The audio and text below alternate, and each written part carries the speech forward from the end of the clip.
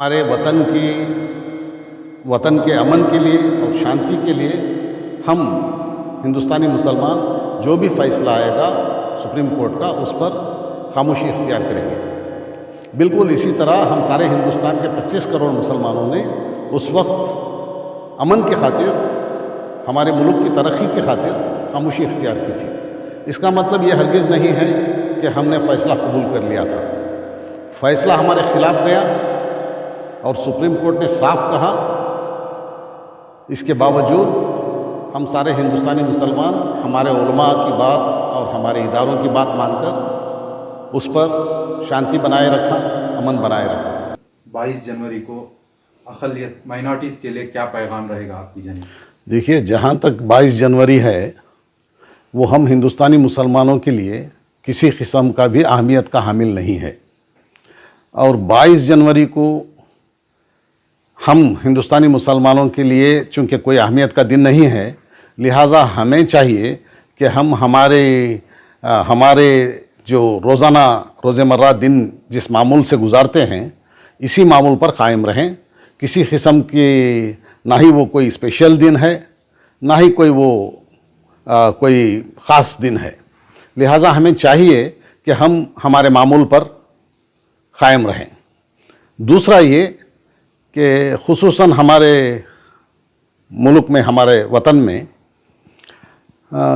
जब बाबरी मस्जिद के बारे में हमारे सुप्रीम कोर्ट का फ़ैसला आया, उस वक्त हमारी सारी ऑल इंडिया तंजीमों ने, all India Milli council, all India Muslim personal law board और ऑल इंडिया दीगर इदारे और जमीयत उलमा हिंद, सब के सब इदारों ने कहा और बड़े बड़े उलमा ने कहा मुसलमानों से ख़िताब करके कि हमारे वतन के अमन के लिए और शांति के लिए हम हिंदुस्तानी मुसलमान जो भी फ़ैसला आएगा सुप्रीम कोर्ट का उस पर खामोशी इख्तियार करेंगे।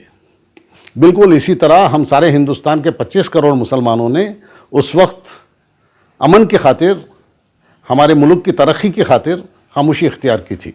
इसका मतलब ये हरगिज़ नहीं है कि हमने फ़ैसला कबूल कर लिया था।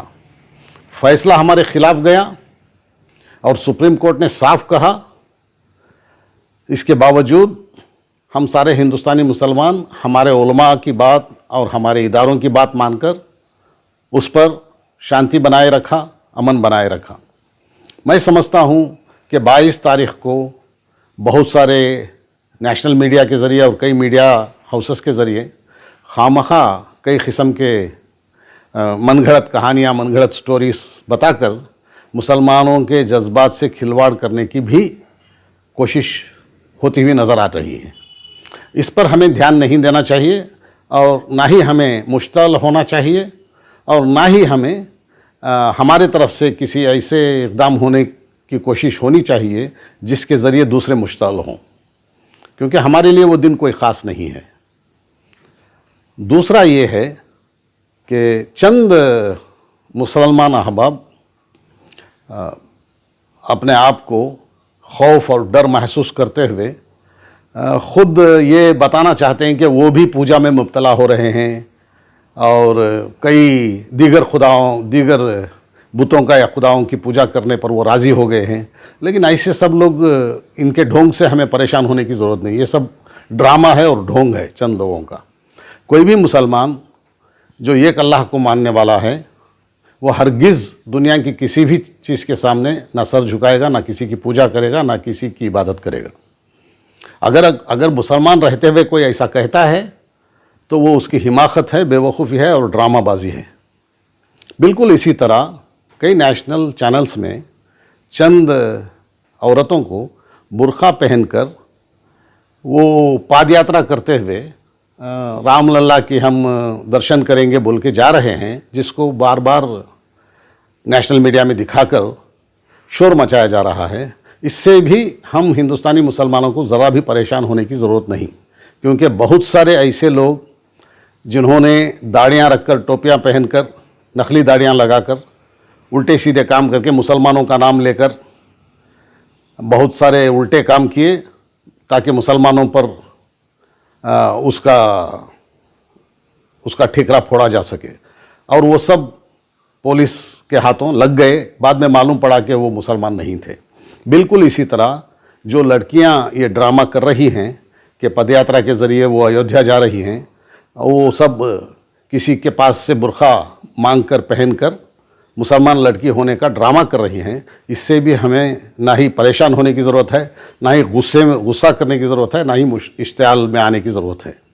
लिहाजा हमें इन सब बातों को बाजू रखकर 22 जनवरी को हमारे मामूलात में मशगूल रहना चाहिए। किसी किस्म का ना नोट लेना चाहिए, ना ही हमारी किसी बात में ज़्यादा हिम्मत दिखाने की ज़रूरत है, ना ही पस्त हिम्मत होने की ज़रूरत है, ना ही अफसोस करने की ज़रूरत है।